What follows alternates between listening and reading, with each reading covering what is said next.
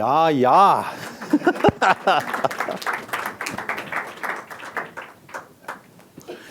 Well, we tried to set up the slideshow earlier, but Buddhas and Bodhisattvas, for them to appear, they're everywhere. Nagarjuna said, every atom is 100 Buddhas dancing and laughing throughout the universe, and thus the entire universe is filled with enlightened beings. Nonetheless, they wouldn't appear on our slideshow till we gathered a great deal of merit. So we had to spend about 2 hours, but I think Chris has perhaps got it set out here, although I think he's put it somewhere towards the middle or towards the end, I'm not sure. But we'll leave that up to him. Very great honor for me to be here on Founders Weekend. Actually, this year, 2006, my first visit to the TS, and when I first started here was in 1986, 20 years ago. And I've come at least once a year every time since then, often twice a year. So it's been very wonderful for me to have that connection. And I have many friends here and at the other TS lodges around the country. I think for my own experience or my own training, although I've studied and read largely from all the different fields, starting with Sufism and Hinduism, Taoism, were probably my very strong reading focuses in my teen years and whatnot. After I actually started practicing more, I went more towards the Tibet side, not because I found it superior to the others, but simply because of the wonderful abundance of great Tibetan masters, largely thanks to the murderous Chairman Mao and the communist Chinese. You know, there's a wonderful book right now called Chairman Mao, The Unknown Story. It starts out with, he was born in a village in Western China, educated to be a civil servant, went on to murder 70 million people in peacetime, more than the total number murdered by all wars of the 20th century. But the book starts like that, but goes on to tell his life and how he came to murder the 70 million. And of course, it's a terrible thing to murder 70 million, but from my side, every cloud has a silver lining. And that silver lining was, of course, the Tibetans were pushed out of their country and the great Lamas thrown across the modern world. And so they first came to Nepal and India, Sikkim, Bhutan, and so forth. And from there, as refugees, moved elsewhere. Of course, that was excesses of a violent time. When we think back of it, we think it's something very terrible, and of course it is terrible. But the 20th century was a very rough century. World War I, World War II. I mean, just the bird flu after World War I wiped out 3 million more than the entirety of World War I. 21 million, I think it wiped out. So it was somewhat of an intense century, all told. And I had the good fortune to see the last half of it, which was not quite so tough as the first half. But because of what happened in China, then China taking Tibet, then the Tibetan Lamas fled, and because of them fleeing, then of course those of us in the West with some sort of karmic connection had the auspicious opportunity to meet many of those great masters and to study with them. I once discussed this kind of slant on the situation with the Dalai Lama, and he replied to me, he said, sometimes for the purity of a spiritual tradition, you build temples, and sometimes for the purity of a spiritual tradition, you have to tear temples down. And I think probably our world towards the last half of the middle of the last century, and as we went deeper into the last century, became ever increasingly sensitive, sort of politically, certainly militarily with nuclear power, financially more delicate, environmentally more delicate. And as a result, I think Tibet perhaps played the role of being the safety valve, and a bit of steam blew out from there. And hopefully that will have the effect of turning things around. According to Buddhist prophecy, and Madame Blavatsky was very much into prophecy and the Kalachakra Tantra. She was very attracted to those aspects of Tibetan mysticism. According to that prophecy, in the not too distant future, we will come to a crossroads, and at that crossroads, we will either enter into 1,000 years of darkness or 1,000 years of golden age. And it is possible that the last 2 or 3 generations could have resulted in the 1,000 years of darkness. It only took someone hitting the little red button on either side, or any of a number of other factors could have created that disaster. But it's said that if we all work hard and collect lots of good karma, become bigger, better, wiser, and smarter, all the humans on the planet, then we will get the 1,000 years of the golden age. So myself, I'm honored to have met with those great lamas, and I hope that in some way, things I've done with my own life will be able to contribute in some small way to things going in that positive direction. I think Madame Blavatsky was very much a great being pushing things in that golden era direction. But of course, other forces are pushing the other way. The Dalai Lama on another occasion said, our world is in a very precarious state, and it's up to each individual to do his or her best. We can't talk about world peace, we can talk about individual peace. We can't talk about world solutions, we can talk about individual solutions. When we get enough individual peace and enough individual solution, we move towards world peace, world solutions. And I think Madame Blavatsky made a great contribution to that. We often forget that when she came into the world, we in the West were very condescending towards all other traditions. We used names for them like savages, pagans, barbarians, and so on and so forth. Wherever we went, we essentially did our best to undermine their cultures. It was an imperialistic age, not just for us, but elsewhere around the world.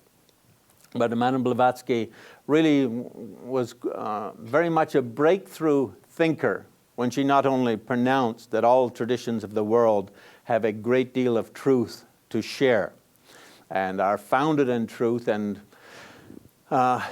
encourage beings to evolve towards truth. And it sounds very commonplace to us today, but at that time, it was a very radical thing to say. But not only did she say it, wherever she went, she got thousands and often tens of thousands and even hundreds of thousands of people to listen to her. She became one of the most highly respected and regarded spiritual peoples of her age. Of course, a lot of people also, there was also a lot of negative response, because obviously not everyone wanted to hear a message of that nature. Not everyone wanted the world to move in that direction. There were the cultural and spiritual imperialists who felt that they should have the dominating position. We who have, those of us who have learned much from Asian traditions, all of us have a great debt to her. We owe her a great debt. And the Tibetans in particular, her work, when she started working, nobody knew much about Tibet at all. And she was really the first person to speak about Tibet with praise, with beautiful language, with exaltation, and to speak well of the Tibetans. Before her, everyone else basically in the West, either we didn't know anything about her, or if we did, we just basically thought of them as provincial peoples located somewhere to the north of India who didn't really have much going for them. And she brought out the mystical side of Tibet and the spiritual side of Tibet, popularized it, and created something of a Tibetan enamorment movement. And that Tibetan enamorment movement led to people studying Tibetan and learning the language, and then coming to see what Tibet did and did not have for cultural, spiritual assets. Those who came after her, many of the great translators, people like Evans Wentz and so forth, who did a lot of the early work, always mention her and give credit to her back in the 1920s, that they owed much of what they themselves learned to the direction she had pointed and the pace she had set. So for me, it's when I was here last year, Betty and I discussed the idea of taking a TS trip to Tibet next year, to Blavatsky's Tibet. Someone said to me today, did Blavatsky ever go to Tibet? And it is an open question. Officially, she did not. She was a Russian traveling in British India. And that was the time of the Great War. And all white peoples were banned from Tibet from the year 1802. Basically, because the British from the south had chopped away at Tibet's borders, taking Ladakh, Lahul, Spiti, Kannur, Darjeeling, we say in India. Actually, it was Dorjeeling in Tibet. All of these parts of South Tibet fell to the British colonialists. And on the north, the Russian Tsar was pushing east at the rate of several miles a day and swallowed up all of the Tibetan Buddhist areas, the Mongol regions of the north throughout Siberia, Tuvo, Buryat, and so forth. And the final result was in the early 1800s. The Tibetans said, these white fellas are a little dangerous. They come in and ask to trade, and before you know it, they map out all of the trade routes, and then later they send in their armies using those maps, and they conquest and they colonize. So they made the Tibetan government made the rule in 1802 that white peoples wanting to come to Tibet had to get a personal letter directly from the Lhasa government. They couldn't come in without that. And through the 1800s, that built up and became ever stronger as the Russian Empire continued to expand and the British colonies continued to become more and more forceful. And in India, of course, India became a full-fledged colony and actually became part of the empire. It was actually, Victoria was first declared an empress when her son Edward, traveling in India, declared her from India the Empress of India. So the Tibetans became very concerned and very nervous, naturally, around foreign intents. And both Russia, in all of its eastern sections, had Tibetan Buddhist areas, and India in the south, ruled by Britain, all of its north, Himalayas, all the Himalayan regions, were all Tibetan Buddhist areas. So both of them agreed neither should take over Tibet because it would give and both were enemies in the conquest of Central Asia. So, or we should say, combatants in the conquest of Central Asia. And so both agreed neither should take Tibet, and it should remain something of a buffer zone. If someone took it, it would give them too much of a spying capability in those other regions. In particular, Lhasa, for instance, the three great monasteries, and we'll see some of them in the slideshow today. Whole areas of eastern Russia, the peoples born there, being Tibetan Buddhist Mongolians, by birth had hereditary right to just show up and demand free education. And all of eastern Russia, therefore, was largely inhabited by peoples who went to Tibet to train. Similarly, people from Ladakh, Lahul, Spiti, when they completed or at least got fairly developed in their own monasteries, completed much of the training, they could switch to Lhasa for the higher monastic universities and the higher trainings. So both British and Russians were very concerned that neither should take Tibet. Similarly, China started taking a real interest because, of course, in those days, Tibet was an independent country, but Western China was largely Buddhist. And in fact, the Manchus, who are a Mongol tribe and who conquered China in about 1844, I believe, were very concerned because if anyone took Tibet, then of course they were Tibetan Buddhist, and the Dalai Lama was the spiritual head of all of Manchu China, of all of the Manchu Mongols. And as a result, they too pressed that no one should take Tibet. So all three were very concerned, and therefore the ability of white peoples, to Europeans or Americans to travel into Tibet was very, very limited. It used to be said that nobody went there, and if they did, thereafter, they wrote a dozen books about their adventures and about their travels. It is possible that Madame Blavatsky did secretly go in because she spent a lot of time in Shimla. And Shimla was, in the old days, the far southwest of Tibet. Not so far, really, from Mount Kailash. I've taken several trips there, and in our slideshow, we'll see a few shots from one of the passes we go over, the 18,600-foot pass, which does demand a bit for your average kind of morning jogger. But Shimla used to be part of Old Tibet in the southwest, and had been taken over by British India, I believe, in 1821 or 1822, something like those years. Similarly, Lahul and Kunu used to be part of Tibet, and had been part of actually the old Tibetan kingdom of Gugay. And today in India, some of the best monks in Drepung Losaling are from Gugay, and there's actually one of the 24 departments in Drepung Losaling Monastery has a department called Gugay Kamsan. All the monks from those areas taken over at that time still go down. Legally, they're Indian, but ethnically and spiritually, they're Tibetan. So Madame Blavatsky's great introduction to the Tibetans began with her time there with Colonel Olcott. Whether or not she went into Tibet or whether she spent all of that time in Shimla and just exchanged spiritual ideas with those beings who came through there. Now, in those times, Shimla was an important pilgrimage place, and the Tibetans coming down to essentially, Sopema is a Tibetan name for it, but it's Rawalsar. They come down to Shimla and head up, pull a right and go for a few days, and you come to the bottom of the Manali Valley and head up into the mountains, and you come to the Lotus Lake where the great Padmasambhava achieved enlightenment with his female student, Mandarava. Still there today. That's a great Tibetan temple center, and if you travel through the Himalayas, a wonderful, wonderful temple town to visit. Beautiful hill station. And above it, all the caves where Padmasambhava meditated, and Tibetans since that time, since about 720 or so, have continued to meditate.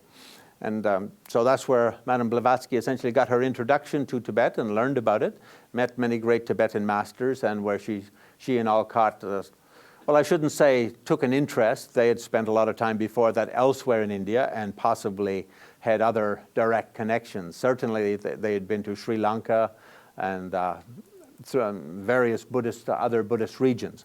But it was the closest she got to the Tibetan border, and actually it was inside what would have been pre-1820s Tibet. Did she or did she not go in? Well, there is no word from her that she did. But there is a school of thought that thinks, yes, she indeed did, because a number of peoples in those days did disguise themselves and did travel around Tibet on pilgrimage, usually like Alexander David Neal, for instance, who disguised herself as kind of a mad old woman and made herself all dirty and rough and made herself look like a provincial country bumpkin and slightly mad, and pretended she couldn't talk and would just go from pilgrimage place to pilgrimage place, being very careful not to let her identity known. So it's thought that Blavatsky may have done something like that. In her time, though, it would have been very dangerous had she said yes, she did, because she never again would have been allowed to go back to India. Not only that, everyone she met in Tibet would have gotten in serious trouble. The Tibetans took their closed-door policy very close, and even though Tibetans are a rather compassionate people and a Buddhist people, they did regard any infringement on the part of their own local governors and road controllers and so forth as an act of treason. And not that much earlier, in about 1875 or 1880, Sharat Chandra Das had gone in, and he had traveled under a document issued by the Panchen Lama, again a person of whom Madame Blavatsky speaks in depth and speaks very enamoringly. And he had gone in with a document from the Panchen Lama, traveled throughout Central Tibet and throughout Lhasa and all the regions, and then returned to Darjeeling. Later it was learned that in fact he was in the pay of the British government. And so even though he was an academic and a scholar, like so many American academics and Canadian scholars studying abroad, they occasionally will take a little task from the government to do a little look at what's going on in places, stipends. And that's what he did. Unfortunately, it did backfire, and the Panchen Lama's guru, actually the Panchen Lama at the time was a very young man, was arrested for treason. And so it had a disastrous effect, and the treason was the only sentence in most Buddhist countries in the East that carried the death sentence. So he was actually put to death for issuing that visa, for endangering state security. And Madame Blavatsky came along not long after that. So even had she gone in, there's very little chance she ever would have publicly announced it or written about it or let people know directly. Nonetheless, until today, there is the legend that from that time she did in fact go in, did travel around, and that's how she got to know so much about Tibet. I think people think it kind of logically, where there's smoke, there's fire. And because she knew so much about Tibet, people felt that must have been how she got it, because otherwise, Simla was, having been at that time under British rule for about 50 years or so, 60 years, had become less Tibetanized and more Indian and Britanized.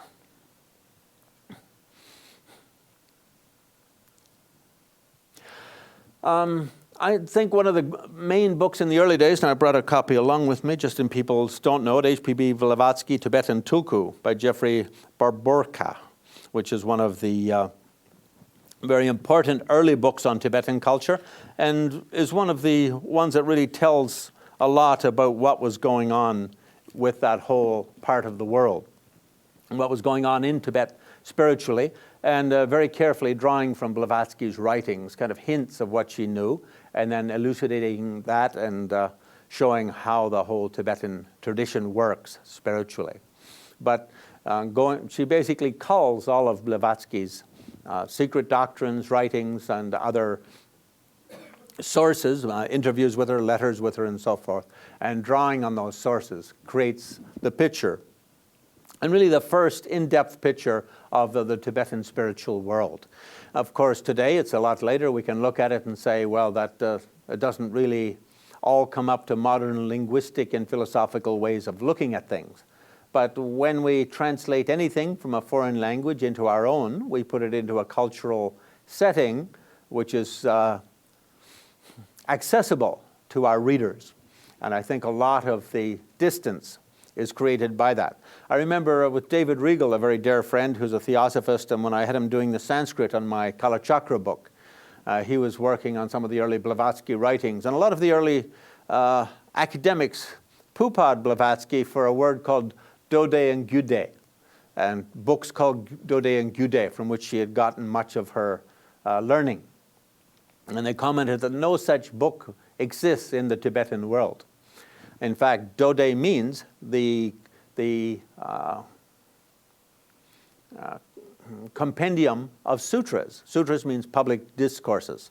Gyude means compendium of tantras, or secretly taught Buddhist discourses. So the fact that she had spelled those two words in something of an antiquated, old-fashioned way and hadn't written it the way we're used to seeing it in modern Wiley system transliteration and so forth, had sort of thrown everyone for a loop and made the academics come up with the idea that no such books existed in the Tibetan world.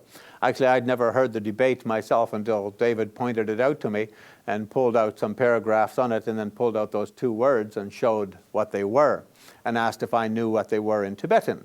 And of course, because I knew what they were in Tibetan and just the way he pronounced them and said them without looking at the spelling, then that immediately clarified why that whole situation had come about. The Theosophical Society has helped a lot with a lot of the things happened to Tibetans after they came into exile in India. Of course, the Key to the Middle Way, which was the Dalai Lama's first book, published in English, was published by Quest Books, Hare and Wheaton. On the Dalai Lama's first trip in America, he came by Chicago and met with the TS leaders, and the next year actually came and stayed here and visited. And so the link has been strong. In India, the TS helped with a lot of fundraising from ADR and helped with the World Organization raise, because we suddenly had 150 refugees just pouring across the borders and into India, a third world country, 10 years after their independence from, 12 years after the independence from England, so a kind of a very impoverished third world country and very little resources. So the TS worldwide did large fundraisings for them. I think the Argentina TS Society in particular was very strong, but from England, very strong, and also here in America. So undoubtedly many Tibetan lives were saved by that effort. When they came out, most Tibetans made their life earning 20 cents a day working on the roads and just having basically an umbrella to sit under when it rained or got sun, and putting their kids, just tying them on a little tether to a stick with an umbrella over their head for the 12 hours a day they'd work for this 15 or 20 cents. So at that time, everyone was dying from a lot of tuberculosis, which didn't exist in Tibet and was very contagious in the Indian climate. And it's very common with all Indians, actually. It's almost all Indians test positive for TB because everyone's contacted it and has the antibody to it. And so Tibetans, of course, had no resistance, so many of them died, probably as many as 20 or 30% of them. But the TS was very instrumental in coming in with some help and clothes and money and food and so on and so forth, so saved many lives. They also helped spiritually through helping to preserve their books and helping with publishing and other such activities, helping to reestablish the monasteries and in little ways, and sponsor monks and sponsor the whole re-education and settling and re-establishing of destroyed traditions. Back in Tibet, the Cultural Revolution, this is in 59, Cultural Revolution in China erupted in 1966. So then full-scale destruction took place throughout China and therefore throughout Tibet. In Tibet, I think of 6,500 monasteries, all but 13 were destroyed. Their inhabitants either killed or imprisoned. Even those 13 were closed and the inhabitants killed or imprisoned. And those 13 were turned into either warehouses or military barracks. And this continued until 1980 when Deng Xiaoping came in and said this anti-intellectualism has to go. It's not a good thing. And actually, it's quite interesting, in China, throughout China, during that whole period, there was very little education anywhere other than the Little Red Book. I once heard the president of China, who went to prison in 1966, his daughter, I think, was 9 years old and her school had finished. And so thereafter, she just had underground education. And later, after, not until Deng Xiaoping came in, did she have any more education for that whole 14 or 15-year period. And she once heard her speak in an interview, and she said, this is really a great lost period of Chinese history. And until today, Chinese still do not like to talk about it. It's something that I think all Chinese are ashamed of and they feel terrible about. And it's, I think, a little bit like the Holocaust with the Jews. It was very difficult for them for many years after the end of World War II for them to talk openly or honestly about it. It was something that was an object of terrible shame and pain for them, and same for China. And in Tibet, that destruction went on. But then Deng Xiaoping brought it to an end, and in the 80s, Tibet started to be rebuilt. And so now we have about 500 of those monasteries are rebuilt, and although none of them are anywhere as big or as glorious as they were in the olden days, nonetheless they are up and active, and Tibetan culture, anywhere except the cities, is doing pretty well. The cities, of course, have suffered a lot from mass immigration because Tibet only had about 6 million people. Now, Chinese discuss this in various ways, because in 1967, a year after Cultural Revolution, they changed the border of eastern Tibet and moved it westward by several hundred miles. So now the population of Tibet Autonomous Region is about 2 million. But about 4 million Tibetans live in the other eastern parts, which are now either Sichuan province or Qinghai province, Hunan province, these other provinces.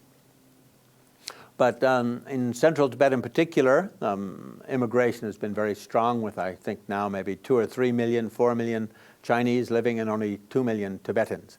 Lhasa in particular, is a little disappointing. I think there's 1.2 million Chinese and only 300,000 Tibetans. So the old city is pretty well disappeared.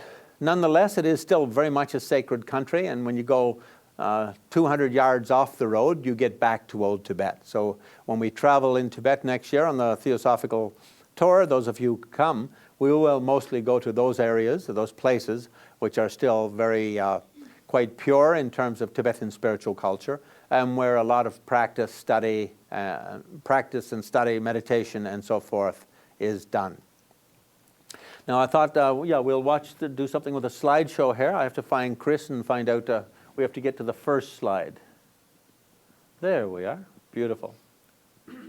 Yeah, I was recently speaking in Dallas, and in Dallas I was at the Crow Museum, and they've got the old photographs that Newark Museum in New Jersey collected. And those photographs were mostly taken between about 1890 and 1920, but one of them is of Lhasa, and it's this grand picture of the Potala from 1916, I think. And at that time, there were only about 10,000 Tibetans living in the valley in the city of Lhasa. But this great site, which is mentioned many times in Madame Blavatsky's writings, was one of her kind of great places of mind, I think, a kind of great inspiration. You know, the Dalai Lama always lived there. He's got those 5 little rooms on the top under the little, those little golden roofs off to the left. That's his personal apartment. And if you come down one level, it's mostly temples and chapels for study and practice and whatnot, and the monks of Namgyal would do prayers and rituals. Come down another, and that's the residence of the 120 monks of Dalai Lama's private monastery, Namgyal Trasan. Come down another level, and that's the mostly national archives, sort of like the American Library of Congress, except Tibetan equivalent. So all of the books and historical records and whatnot were all kept in there. Down further are the big meeting rooms where the Tibetan government would meet to make important decisions. And before, in the older days, if you come out front, was the little city of Lhasa with about 10,000 people. And behind was the village of Shol. And the 6th Dalai Lama, who wasn't a monk but was a famous lover of Tibet, used to sneak down those steps behind every night and go back and sing and dance in the taverns and make love to the young maidens of the Lhasa Valley and write love poetry. Until today, I think every Tibetan knows his love poetry by heart. He's perhaps the most popular of all the Dalai Lamas in terms of poetry. Some of the others are appreciated more for their philosophy, but his songs are known to all. And probably when we go in Tibet, you know, on the TS trip, we can request some of the, when we stop to have some. Tibetans mostly drink alcohol made from a kind of a beer, a little bit like beer, a little bit like wine made from barley flour. So when we drink barley wine, we can have them sing some of their love songs for us, written by the 6th Dalai Lama. They don't sound great in English, but they all have some kind of tantric meaning to them that vast commentaries are like things like, you know, when I've heard about Guru Yoga, I try to practice it. I work and work to get the mind of, get the image of my Guru visualized in my mind's eye, but it slips away. But amazingly, so easily, the face of my lover comes back.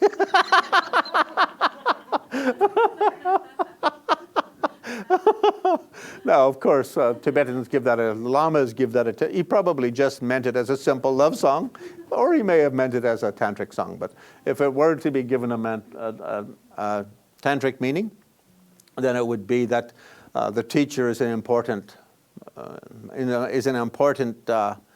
vessel or carriage leading us to enlightenment. But once we get to enlightenment, we have to look to the true lover, the real guru, which is the experience of enlightenment itself. So some say, oh no, the 6th Dalai Lama is just proclaiming his own enlightenment, and no need to look so much more for the guru, for the words of the great master and the face of the great master. Now it's his own enlightenment state is his guru. So we can click over. The steps going up are rather wonderful. There's hundreds and hundreds of them, and you get to the top, and then you enter the building, then you go up a whole series of tiny little ladders with very slippery wooden steps. In the olden days, when Dalai Lama would sit on the top on a throne with these monks, and 20, 30, 40, 50,000, a tribe would come in those kind of numbers for blessings on pilgrimage, very often get 10 or 20 or 30,000. Then the whole bunch of them would all go up in single file like that, and he'd sit there on a throne like this. We can do it at the end, I'll show you. He'd reach down. And either give everyone a hand blessing if they were, you know, if they were like old people and they'd like to be touched on the head. Otherwise, with other people, he'd use kind of a stick with a little blessing tassel on the end, and the blessing tassel had like little snippets of robes from all the previous Dalai Lamas and hair, little snippets of hair from the great gurus of the past, and go ding like that. And the whole 20, 30,000 of them would go through. And undoubtedly, when Blavatsky was in India, that kind of mass blessing thing was something she would have witnessed with the great lamas on pilgrimage, because even today, when any lama comes anywhere, Tibetans are not, and the Central Asians, they're not so enthusiastic for hearing long philosophical talks. They more want to get blessing, and they also want to get a blessing pill, something you can take home and eat and share with your relatives and friends. Recently, Dalai Lama in August was in Mongolia, and the Wrestling Association was his host organization, and so they're kind of intellectual types, wrestlers, as you know. And so they requested large, long kind of public teaching things. And I was sitting there, and this little Mongolian lady sitting there, what's he talking about? She says to the other lady, I think it's like something about philosophy. She says, when's he going to finish and get on to giving us the blessing and the pills? Of course, Tibetans are smarter, they're more accustomed to these blessing ceremonies than Mongolians, because Mongolians were under Soviets for 75 years, so for them they're just getting back into the swing of it. Tibetans always bring along a bottle of wine or a bottle of whiskey, so if the talk goes on too long, they kind of have something to help the hours slip by. Okay, go to the next one.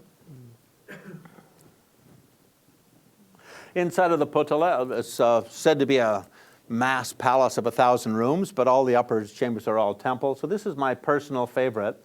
It's the chapel of the 7th Dalai Lama, who is also my own personal favorite. His book of poetry was one of the first books I translated, Songs of Spiritual Change, and later it was republished as Meditations to Transform the Mind, which is taken from another part of his title. Snowline often republishes books with a different title, thinking if the first one, went, and the second one, you can always improve it and it'll go even better. But he was my favorite. He wrote wonderful spiritual poems, things like Image of a Sun Shining High in the Heavens. We're all living beings to shine radiant love equally upon all other living beings. How excellent. Image of an eagle flying high in space, where we all to fly free in the space of vast infinity without grasping or holding. How excellent. The image of a rainbow, clear, dazzling, where we all to shine in our meditation like the rainbow in the sky. How excellent. And so on. He goes on with this very wonderful poem. But he wrote something like 5,000 poems in his life, but all more overtly spiritual, less kind of lover this and lover that kind of poem, like his predecessor had done. Perhaps because, the 6th Dalai Lama, having been a little bit of a rascal, brought the ire of the Mongols, who said, he's not the real Dalai Lama. So they invaded, arrested him, and put a puppet on the throne, which of course led to a civil war, because no Tibetan likes a foreign country interfering with their Dalai Lama institution. So then that led to a civil war, and then the 7th Dalai Lama came back. So I think he thought, the last guy's poetry was good, but it did create a civil war. It did lead to an invasion and a civil war.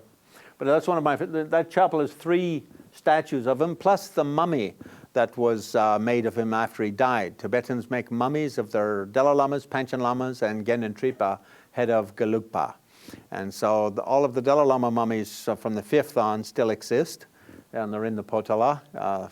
1st to 4th, they didn't make mummies. They just started with the 5th. And the first 2 present Panchen Lama were always mummified. By modern count in Tibet, the 4th, because later the Chinese wanted to elevate the Panchen Lama status, so they called the first one the 4th by giving him 3 previous lives and saying, calling out his previous life. I was noticing in the TS Library up in Milwaukee last night that the 4 previous lives of Annie Besant. Well, that's what they did with Panchen Lama. And so the 1st became the 4th. But they mummified from the 1st or 4th Panchen Lama up until the one who died in 1989. Of course, after he died, they all got, during the Cultural Revolution, they got very angry and destroyed all of the Panchen Lama mummies, because they thought they had the Panchen Lama working for him, because they had caught him as a young kid and held him very closely and made him sort of read speeches for them and stuff as a teenager, and he didn't really have any choice. But in 1964, he was supposed to read a speech sort of supporting the Chinese invasion.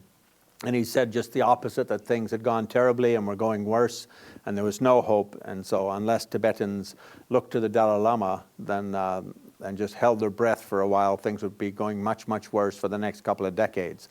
And he said, you shouldn't expect to see me again. I'll certainly be arrested tonight and probably killed. And so that was the last that was seen of him for 15 years. Everyone presumed him dead. And the Chinese got very angry and destroyed all the mummies of all of his predecessors. So a way of getting back. You be good or we'll destroy your mummies of your previous lives. Anyway, the Dalai Lamas, they still kept them for some reason. I think Chairman Mao personally made the order during the Cultural Revolution that the Potala couldn't be harmed. So next one. So there's 3 statues of him, one at 8 years old, I think, one at 21 or 22, and one the year before he died.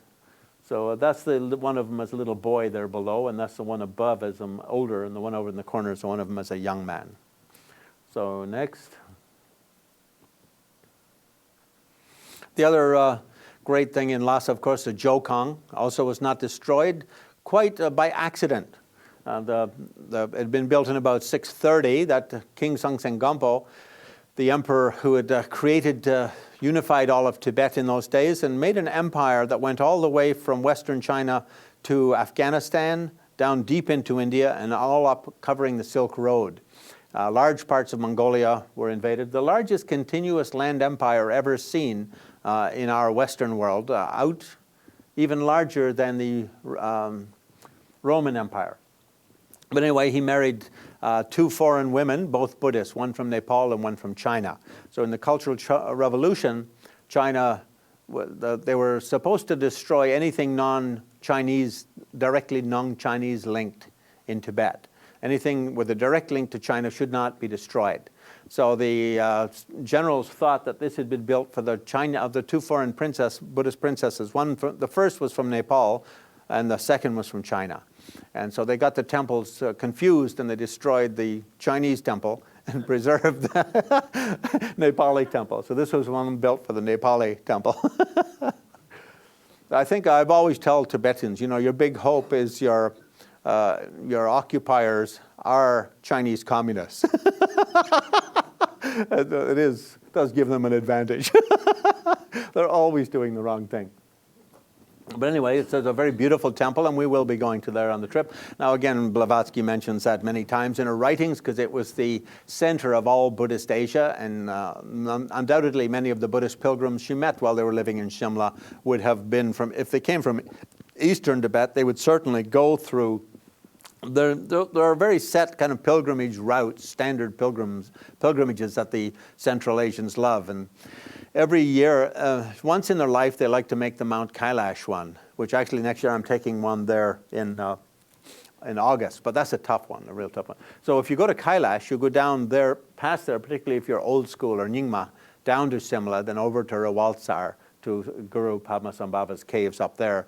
Then you come up the other way, north of Kailash, and come back. So they would have gone through the temple on the way out. But built in about 630, and it's considered one of the great marvels of ancient architecture. And by the way, the Potala is marked by UNESCO as one of the 7 man-made wonders of the world, because this enormous thing built at that time with absolutely no mechanical equipment.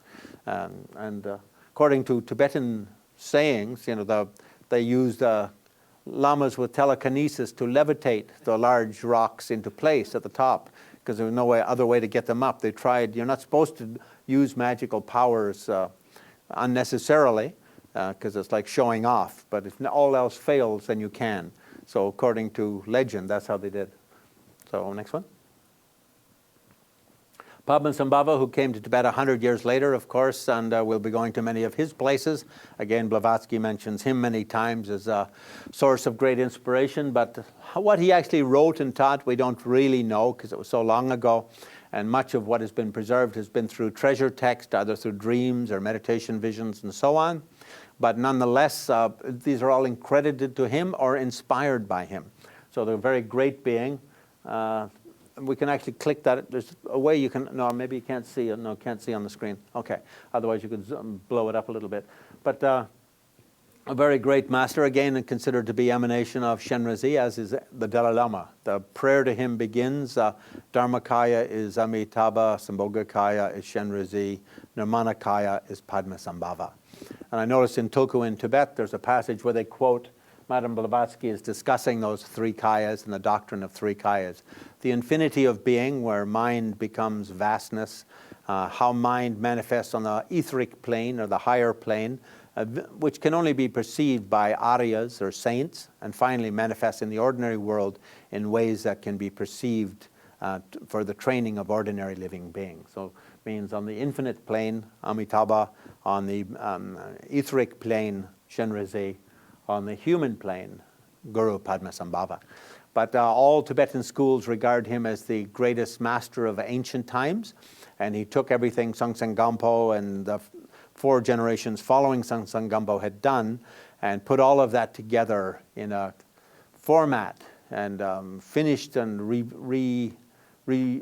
refreshed, re-edited all of the translations and brought in, revived all the lineages and put them together as packages that continued and come down to us today. And until today, we still have many lineages. As I say, what comes directly from him and what are inspired by dreams and meditation visions by later masters, because many of those Dharma texts, treasure texts, are 700, 800 years later, 1,000 years later.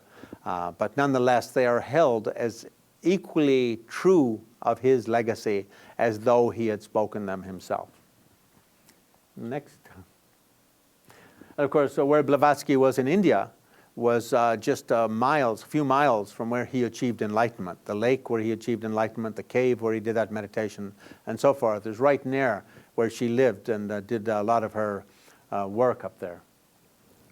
They have these wonderful kind of prayer wheels, and again, Blavatsky mentioned those repeatedly in her doctrine, and she even writes poems called prayer wheels inspired by the idea. She would have seen them in the temples in the area, and she would have also seen them as handheld little instruments that the old people often carry when they go on pilgrimage. So a prayer wheel, you fill it with prayers and good thoughts and sort of twirl it before coming into a temple, and the mantras make your prayer or your wish 100,000 times stronger. But she, of course, likes to use it allegorically, or metaphorically, I should say, metaphorically for some of her poems. Prayer wheels as auspicious thoughts to guide the future and inspire the future. Next. Tibetans begin every morning with this smoke ceremony right in front of the Jokong. It's a little bit of strong on the air pollution. Anyone who doesn't like secondhand smoke, stay home. But they take juniper bushes and sage. They love sage for the smell of sage. And they just, especially at sacred times of the year, they just fill those urns so filled with smoke. And if they sow in smoke and barley flour and then alcohol. Because of course, it's for the spirits of the mountains and of the lakes and of the air. So the nature spirits. And everyone knows they love barley, they love incense, and they love whiskey. So everyone takes along their bottle of whiskey and their barley flour, and they love butter, so you also throw in some butter. If you have a mountain near you, please do one of those every morning and you'll live a happy life. But it's very wonderful atmosphere at the time, particularly if, in Sagadawa, the sacred month. It's very busy. And people begin and do walkarounds of all the sacred places of Lhasa, and especially strong around the Barkor. Morning and evening is shoulder to shoulder. You cannot hardly move for the pilgrims pushing there. So it's very, very magical. Next. And even though Tibet's very high, its valleys are very lush. We'll be going in May, so it'll still be before growing season, so it'll look a little moonscapey. But once the rains of mid-June come, then it turns totally lush and green. And this, I think, was taken mid-June. Yeah, this is one of Ed Ordmont outside of Milwaukee. Came on one of my trips to the Oracle Lake. And so everything's just starting to turn green. But nonetheless, all the valleys have glacial rivers like this. This is a Brahmaputra. Starts almost 1,000 miles west at Mount Kailash and winds its way all through the high plains and high deserts and comes right down through the heart of Lhasa, goes east for another few hundred miles and then pulls a right and drops down to India, comes out at Calcutta. Beautiful river. It's called what? Brahmaputra? Brahmaputra. The son of Brahma. Putra is son. So next. Brahma is the creator god. And on the southern shores of that river is Samye, the first monastery built in Tibet. Again, Blavatsky mentions that many times, and we'll be going there. It's the very first monastery built in Tibet. There were, Sangsen Gampo 100 years earlier had built 108 temples, including the Jokang. The difference between a monastery and a temple is that a monastery must be 3 air shots from the nearest human habitation. By old definition. It's not like that anymore. Now the definition is it just has to have 5 or more monks living in it. So almost any, you could put 5 monks here and you could call the TS a monastery, legally. And if there were grants for monasteries, you could apply. But in those days you could not. It had to be 3 air shots from the nearest non-monk human habitation. But a very beautiful place, and it was, of course, was destroyed during the Cultural Revolution, but this is all rebuilt since 1980. Next. To get there from Lhasa, you have to take a boat across that beautiful river. So everyone bring your water wings. Actually, now you can take a bridge and go behind and around it. You don't have to take the boat. But the boat is a wonderful experience. It's about a 2-hour boat ride, I guess, to get from one side to the other, even though it's not very far. But the river depends on the time of year, and the river has a lot of channels in it. So they have to go up and down and up and down and up and down following the channels to get there. This was a group I took about 3 years ago to the Oracle Lake, and just by that fellow right there, was former husband of Joan Halifax, a great female Zen teacher here in America, an anthropologist. But he now has lived in England for many years, maybe 15 or so, and is a British filmmaker. And he made a documentary film for British television of our Oracle Lake quest that was released in England, I guess, 2-3 months ago. It'll be released in America, I think, mid-December, something like that. It's called Sacred Sites of the Dalai Lamas, Pilgrimage to the Oracle Lake. So next.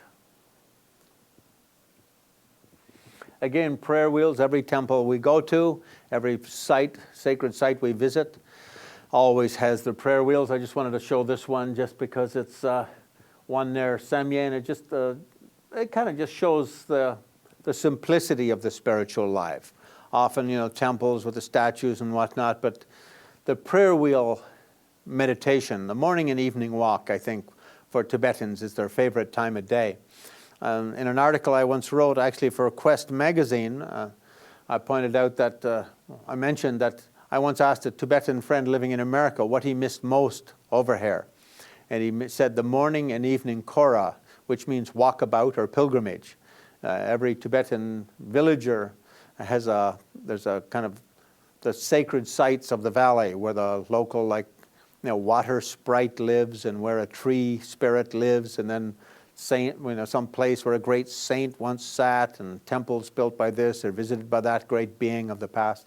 And they'll make a circular walkabout, which usually will take about an hour to walk slowly or 45 minutes to walk quickly. And every Tibetan loves every morning and evening to get up and do that quick sort of walkabout. For them, it's more fun than sitting in meditation or chanting mantras or prayers. And they walk around, they spin the prayer wheels, and in front of the most sacred places, they'll make their little wishes and sacred prayers and send their good thoughts. Next.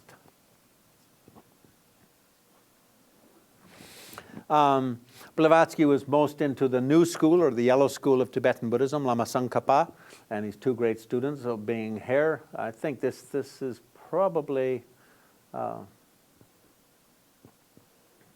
think that's from the Jokang, so that's from Central Tibet. But of course, she was most inspired by the Dalai and Panchen Lamas and by beings connected with them. And both of those Tulku lineages trace their first incarnations to direct students of Lama Tsongkhapa, who is pictured here, often called the Gelugpa school or the Yellow Hat school, or in the Far East with Mongolian, simply the Golden School. Next. I guess a big difference with Tsongkhapa is Bob Thurman, the professor father who's a president of Tibet House, and he's the father of Uma Thurman, the actress, refers to it as the Ganden Renaissance. Tsongkhapa brought in Ganden Tushita Maitreya Buddha and the whole kind of artistry of Maitreya, the Buddha of the future, kind of futuristic Buddhist art, symbolized by Maitreya. So every time you go to a yellow temple, that's what you see, Maitreya. And again, Blavatsky mentions that connection many times, meaning she was well aware of that tradition. Next. The great monasteries near Tibet, Ganden, Drepung, Sera, and Tashi Lumpo, and Blavatsky mentions all of those. Drepung was the biggest, and in the old days, Losaling held about 10,000 monks, and Gomang held about 3,000. So, and then they had 6 other trasangs just with a few hundred each. So maybe 12 to 15,000 was their average population. They're about, I guess, 7-8 miles from Lhasa, so they actually equaled the total population of all of Lhasa.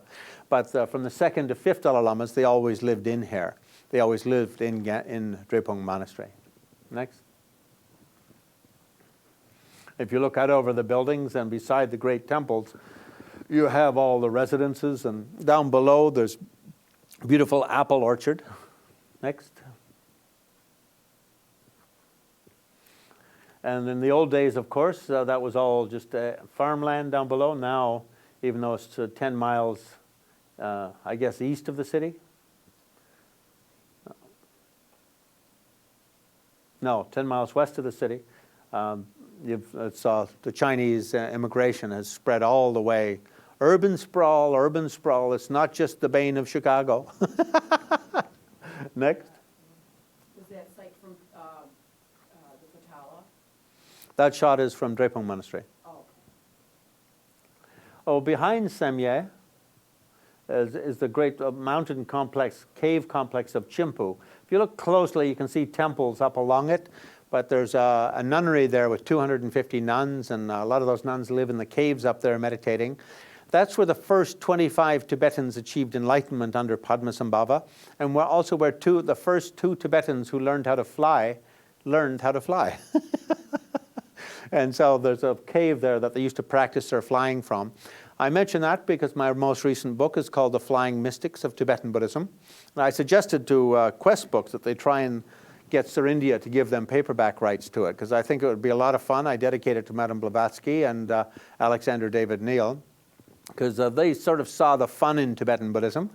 And I think in the last couple of decades, most of our Tibetan Buddhism in the West has come through academics doing PhDs and their doctorates and then becoming profs. And so it's not really so much fun anymore. You know, it's like arguing over whether this term really means that, or is it Musum or Mishi with that, and self-emptiness, other emptiness, and all these kind of. Is this really a pramana or is it not? And is this a numtok or is it just a tokpa? And it goes on and on and on. And like, who cares? But anyway, so it's kind of gone in that very dry, somewhat boring direction. So I want to do an art show called The Flying Mystics of Tibetan Buddhism, and I do a reader together with it. So I did it as an art show down in Atlanta about 3 years ago, I guess. And the art show is now in New York. So if any of you happen to visit New York, it's in the Rubin Museum on 17th Street and 7th Avenue, pretty well about that location. Beautiful museum owned by a very wealthy Jewish man who is the biggest American collector of Central Asian art, Buddhist art from Central Asia. But anyway, so he sponsored the publication, but it was published by Sir India here in Chicago. But behind is this Chimbu, where in the old days everyone went to meditate and do the 3-year retreats. And if you're going to do a 12-year retreat, when you get to the top, you pull over left on the pass and you come down another little valley, and you go to the top of that, and that's where they would do the 12-year retreats. So this was for the guys doing the short retreats of just 3 years. But the first 2 people learning to fly learned there, and I have a great picture from a painting, of course, not from a camera. We haven't got time travel to go back and shoot them yet. But of the first one, the very first one, Namkhan Yingpo was his name, who learned to fly. And so there's a picture of him jumping out of his cave and actually flying for the first time. So they always love to hang those prayer flags. And again, Madame Blavatsky mentions that in many of her, mentions prayer flags. And again, often uses it as a metaphor for something, sort of a beautiful thought sent on the power of the wind to fill the whole universe. Next. My personal favorite place in near Lhasa is this Drakyerpa, were the early Kadampa masters. Padmasambhava meditated for 3 months, Yeshe Sogyal for I think 6 years. But then Atisha and Lama Dromdumpa, the great Kadampa masters of the 11th century, meditated here for about 5 years. And it became a spot where a lot of the Kadampas meditated. And therefore, all the early Dalai Lama and Panchen Lamas would go here to meditate for 3 or 6 months. And so one of my favorites. But on the left, that little temple complex is just a little temple that's been put up in front of the caves of Atisha and Lama Dromdumpa, the founders of the Kadampa school. Atisha, of course, was Indian, coming from Bengal in about 1042. He entered Tibet and lived there and taught until his death. Dalai Lama often says, if we're to call one thing Lamaism, he says, we Tibetans don't much like that word because it makes it sound like Lamaism is different than Buddhism. He says it's just Buddhism, but if there's one element that's very strong in Tibetan Buddhism that's special, it's the lineages from him, and they go to all schools of Tibetan Buddhism. Next.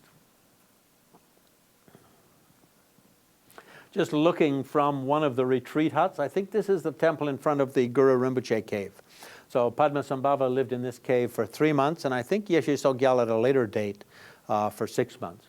But looking up that ridge, that's again a lot of great caves where other masters achieved enlightenment, and again lots of prayer flags everywhere. So next. And looking down the valley from any of those caves, it just kind of drops from about 16,000 feet down to a mere 13,000 or so in next to no time. But beautiful little mountains going straight down, and of course one of the tributaries that goes into the Brahmaputra in the far distance. Next. And again, that's all Tibetans' favorite little valley, because up above there is where the 7th Dalai Lama achieved enlightenment. So that's the valley where he achieved enlightenment. And as a result, everyone hangs their prayer flags there. And to get up to his cave is extremely difficult. You've got those hundreds of thousands of prayer flags, and you're not allowed to step over them. That would be inauspicious. You have to lift all those ropes like this thick of prayer flags and lift them up and go under all the way up. And of course, pulls off all your buttons. And when I went up, I took 3 or 4 very beautiful ladies with me, so it wouldn't be complete suffering. Next. Actually, when we go, this is the first place we're going to go. We're not going to go to Lhasa. This is the Yarlung Valley, and that's said to be the first castle built in Tibet, or the first palace. About 400 BC, perhaps the time of Buddha and the civil wars that followed in central India after Buddha's passing. It's legend that a group of Indians escaped into Tibet, one of the armies running away from the fight. That particular prince was very ugly, so the father always put him in like the most difficult battles, hoping to kill him off, but nothing would ever work. So eventually, he just got fed up with it, and during those civil wars left and went to Tibet and settled in this valley. And Tibetans asked him where he came from, and he didn't understand what they meant because he didn't speak Tibetan. And the Tibetan way, Indians, if you say something they don't know, they go like this. Like what do you mean? Like, Kya hai? Kya hai ji? Like that. So they thought he was pointing to the heavens, meaning he was a god who had fallen down from heavens. So they put him up on a palanquin and carried him on their shoulders to this mountain and declared him their king. They thought, if a god's going to drop in. Also, like me, he was a very handsome fellow. By Tibetan way of thinking, by the Indian standards, he was very ugly because apparently he had like webbed fingers and webbed feet and stuff like that, which actually in Buddhism is a sign of a very high incarnation. But therefore he's called King Nyatri Tsempo, the king carried on a palanquin. And he became the first king of the Yarlung Valley, this little valley. And slowly that dynasty became more important and eventually became the main dynasty of Central Tibet. All the other kings eventually developed an allegiance to that reigning monarch. But the 33rd, Songtsen Gampo, is the one who moved to Tibet, started the building of the Potala and so forth.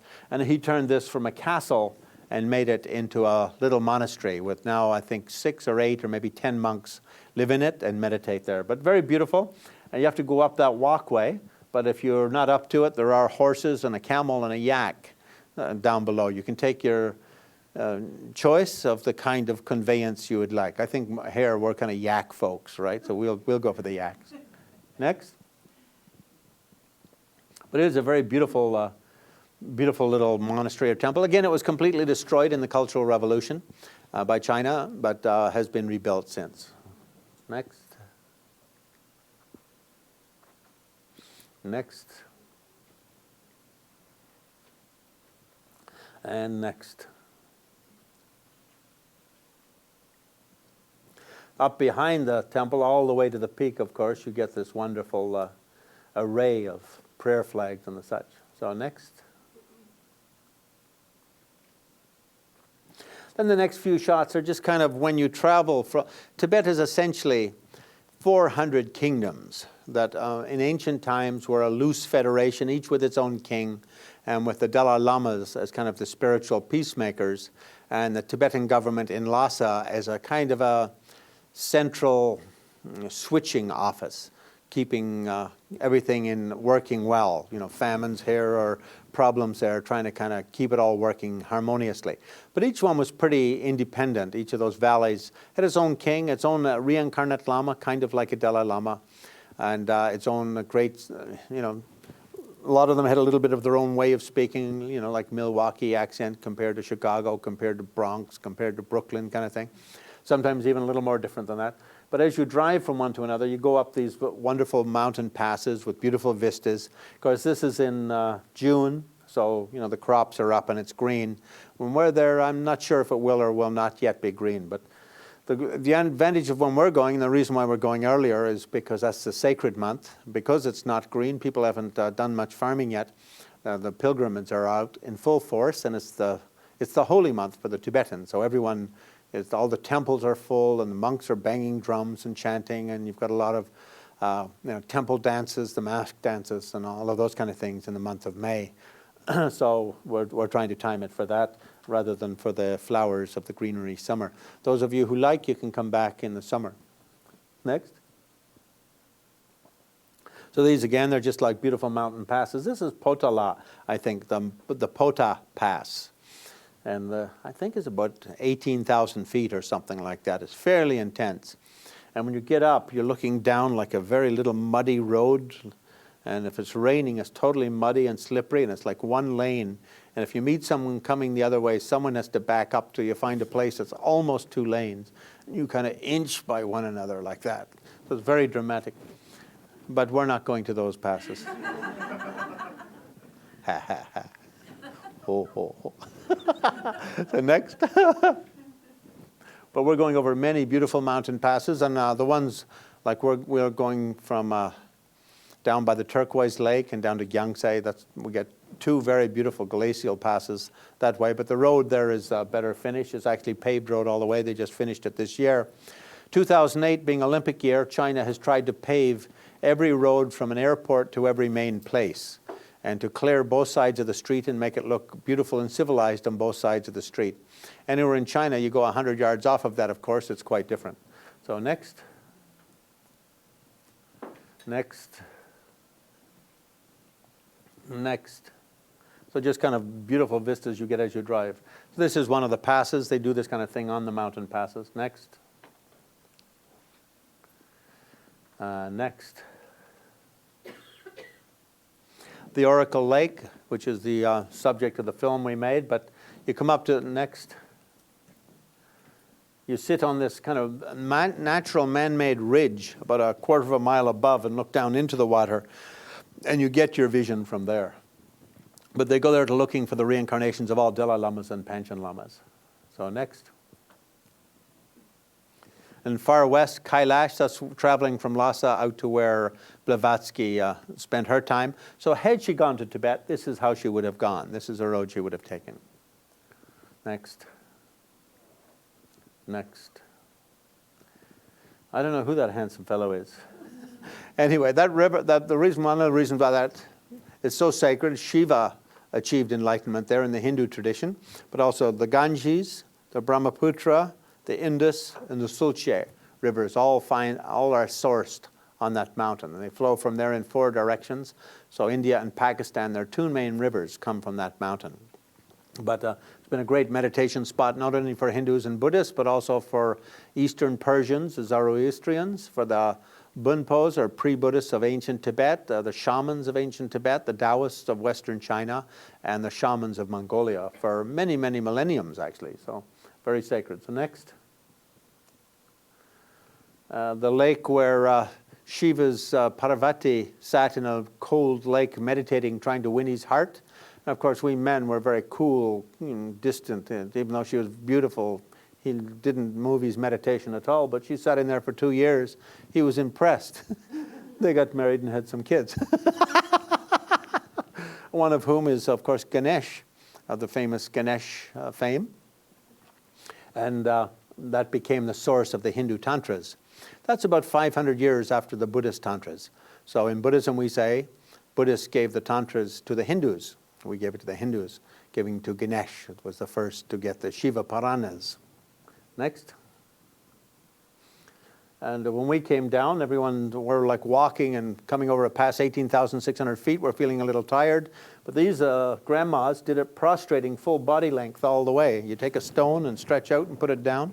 Take 2 steps, bow down, bend down, pick up your stone. Take another prostration, put it down, stand back up. Take another 2 steps, bend down. They went all the way up that 18,600 foot pass and all the way down the other side. And here they're going across a river that's, the ice is slightly melting here, so it's very wet. Like your feet, your shoes get totally wet from the water, but didn't disturb them. They just kept going. So next. And next. Just some of the other great old monasteries in the Sakya tradition. So just Lama dances happening at them. And again, Blavatsky discusses those sacred dances, so must have experienced them somewhere. Next. Next. This one monastery we were at, this young Lama his reincarnation had just been discovered. So it was very, very wonderful. And he was actually the guru of the 7th Dalai Lama.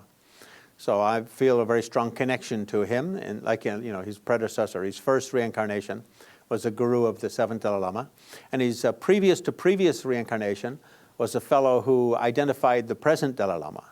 So I felt very honored to meet him just by chance. And I had a camera with me, and the police came up and said, "There's no cameras allowed." And I said, yes. But when I got in front of him, I said, "Rinpoche, I'm a big fan of the 7th Dalai Lama and of your first incarnation, and also of the Reting who discovered the present Dalai Lama. Do you mind if I take your picture?" And he says, "Not at all." So then I took his picture.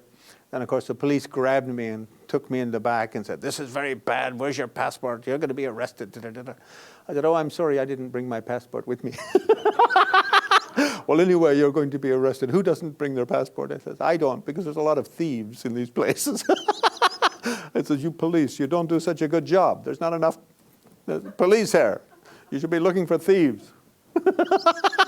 So they scolded me for about an hour. And I said, no, I'm very sorry, but you said no, but he said yes. So who am I supposed to believe? Who are you?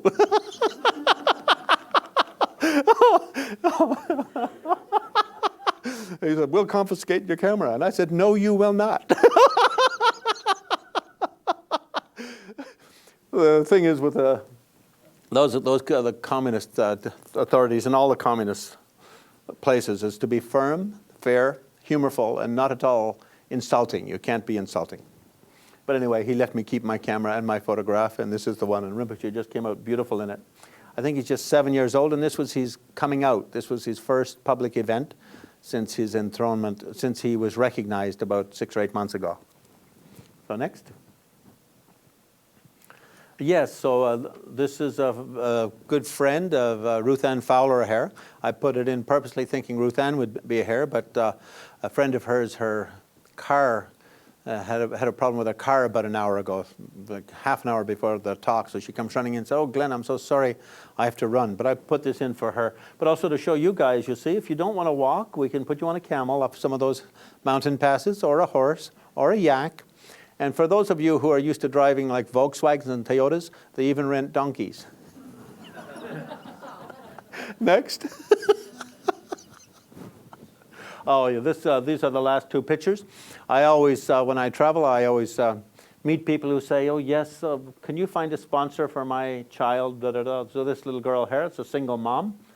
She's a waitress in a restaurant in Lhasa. And anyway, she's a single mom. And the next picture. This is her very sweet little girl. Anyway, if anyone likes to have a foster sponsor a little girl in Lhasa, you can phone up and chit-chat and say hello once a month or whatever, because they actually have phones in Lhasa. Unfortunately, in Tibet, if you're not a member of and in most of China, if you're not a member of the Communist Party, there's no free schooling.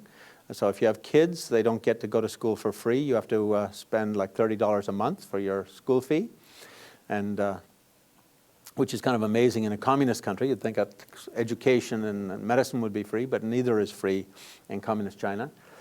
And so, you know, she probably, as the mom, probably makes $60, $70 a month as a waitress in a restaurant, and very beautiful, young and intelligent young girl.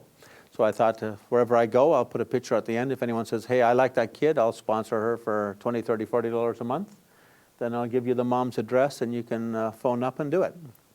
And if you don't, then at least you get to see a pretty, very delightful young lady. So thank you so much, and I hope that was a little bit of an introduction to Blavatsky's Tibet. It's certainly the Tibet I love, and I think Blavatsky made references to all those places and all those traditions in her own writings, and so I wanted to show some of it. We won't be going to all those places on our tour, like I don't think we're going to Mount Kailash or Mount Everest or those kind of places, but nonetheless we will be going to many of the central ones. We will be staying in hotels everywhere rather than tenting, so people who don't like tenting don't have to worry about rocks under your mattress and things like that. Thank you so much. If anyone has questions or points you want to bring up, okay. Also at the back, there's some of my books, and anyone buys any, I'll happily sign. And as for the bric-a-brac that's for sale there, that's for the America-Mongolia Friendship Society. These days I keep an apartment in Mongolia, and I try to help with the rebuilding. Under 75 years under Soviets, there was great destruction of Mongolia, and so now everything's being rebuilt, and a lot of difficulties, of course, challenges in that rebuilding. So I had the great honor to bring over a Mongolian art exhibit for Atlanta last year. Parts of it now are actually up in New York at the Rubin Museum. And anyway, so I did that basically to try to get more attention to Mongolia and to the need to rebuild that central part of the world. In the past, I think Mongolia was one of the great civilizations of Asia, still is, like Genghis Khan, for instance, brought us the zero. We did not have zero before Genghis Khan in our Western mathematics, so we were rather challenged before Genghis Khan, no zero. We also didn't have carrots, and if you like carrots, thanks to Genghis Khan for opening the Silk Road. We also didn't have, he's often thought as the first emperor to proclaim both religious freedom, and there was no religious bias. He himself had teachers from all schools, although he considered himself primarily a shaman and a Buddhist, but he always kept Christian teachers in his court, Taoist teachers, and even a Hindu teacher from India. If any of his ruled places, they had religious fights or feuds, he'd go in and cut off heads on both sides just to show that he wasn't showing preference. So he was a firm but fair guy. And he, of course, brought the end of the Dark Ages in Europe. You know, for 800 years, we had been languishing under the Dark Ages. Like if a woman so much as showed a slight mystical sign, she was either drowned or burned at the stake. And if she was thrown in the water, if she drowned, then it meant she was innocent. But if she came to the top, it meant she was a witch and was very often killed. We had terrible, we call it the Dark Ages because it was so rough. But opening the Silk Road and bringing in those a kind of a court democracy that he introduced where, for instance, when he conquered a land, only the he always sent negotiators before invading. That was kind of a new idea for people. Seldom did people negotiate first because it meant you had hostile intentions. It's always better to have the sneak attack. He never relied upon the sneak attack. He'd always send negotiators and try and make peace before before the conflict went the other way. Then he also always went to his mountain and did 3 days of meditation and prayer to look for an alternate path to violence. So then when he conquered, he didn't harm the people, only those responsible for the decision of not making the trade treaty. So wherever it did go the other way, it was because they murdered his ambassadors, and then he got a little tough. So he was a little tough in Kiev, he was a little tough in Herat, and also in Damascus, because they murdered his ambassadors. When I told that story, when I gave a talk in the American Embassy in Mongolia before my art exhibit was coming over to get the ambassador and the cultural officer to help, I said, he never liked anyone to murder his ambassadors. And Pamela Slutz, the American ambassador at the time, stood up and said, we also don't like that when people murder the ambassadors. So anyway, whatever people get from there, you make the check out to the America-Mongolia Friendship Society. It's on the piece of paper, and it helps some Mongolia projects. Thank you so much. Thank you very much, Glenn. And we appreciate all the work you do for the Mongolian project and the Tibetan people. So Saturday, I would remind you that Glenn will be teaching esoteric Buddhist techniques from Tibet and Mongolia, and this will be a practical guide to self-illumination through 84,000 ways to enlightenment. I don't think you'll cover quite all of those, but I think it should be a very inspiring day of instruction, meditation, mantra, and power yoga. Also based on the 7th Dalai Lama, who is oral tradition, who is your favorite. And the brochures are downstairs on the tour that Glenn is leading, and I look forward to it myself very much. Thank you. We do not have time for more questions, but we appreciate all the information and the lovely pictures. Thank you so much.